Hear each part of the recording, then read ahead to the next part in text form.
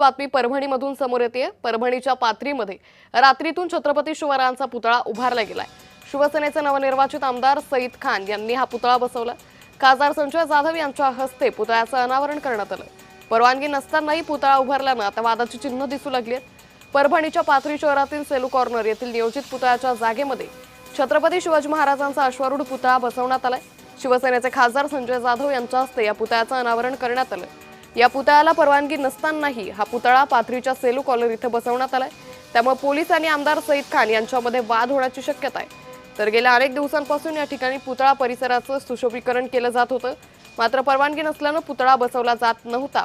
शेवटी हा पुतळा बसवण्यात आल्याची माहिती आहे। त्यामुळे परवानगी नसतानाही हा पुतळा उभारल्यानं आता नवीन वादाची चिन्ह सध्या दिसून येत आहे। परभणीच्या पाथरीमध्ये रात्रीतून छत्रपती शिवरायांचा पुतळा हा उभारण्यात आलाय। तर शिवसेनेचे आमदार सईद खान यांनी हा पुतळा उभारलेला आहे।